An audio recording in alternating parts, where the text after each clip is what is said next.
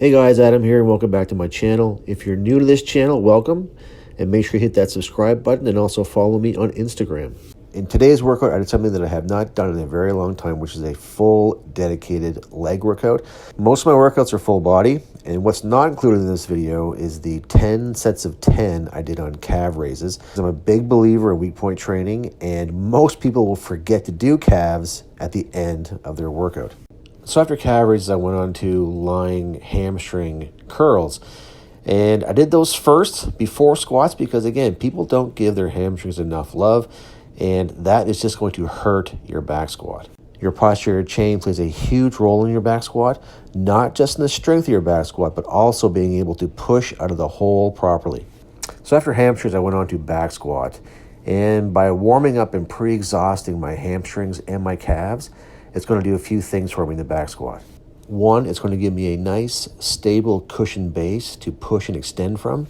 Two, it's going to help prevent injuries to my hamstrings because the hamstring is a major muscle group involved in the back squat.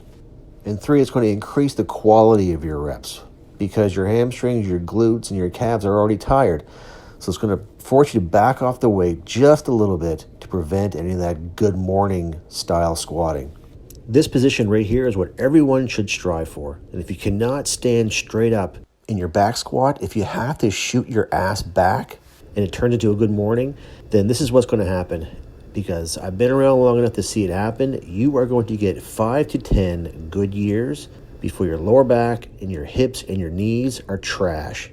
My back squat position has not changed in 30 years. When you unrack that weight and step back, you want to make sure you're nice and tall, head up, chest up, slight arch in your lower back. You're going to pressurize your core. You take a breath like you're diving underwater, exhale on the way up, and the hips go back and the knees go forward. So after back squat, I went on to a favorite exercise of mine, which are stiff-legged deadlifts. And for several years now, I've been doing them snatch grip or wide grip. And unlike the majority of stiff-legged deadlift demos on YouTube, where you have the head pointing straight ahead, back perfectly straight, and you're just hinging at the hips, which is perfectly fine. I mean, you definitely want to just hinge at the hips, but I have my head down, my upper back slightly rounded. That way it takes the emphasis off the lower back and the glutes and puts them solely on the hamstrings. And I finished off the day with a great accessory. That's right, I said accessory because leg press should never replace squats. And when I did leg press, I put my hands inside the machine on the seat to make myself as compact as possible and to give my legs some pushing power against my core. Again, I see it so often in demos. People are holding the handles, and just like back squat, you want to be as compact and tight as possible, and holding the handles just, in my opinion, doesn't accomplish that. But it was a great workout. I had a great pump in my legs. And if you found this video useful, give me a like and subscribe.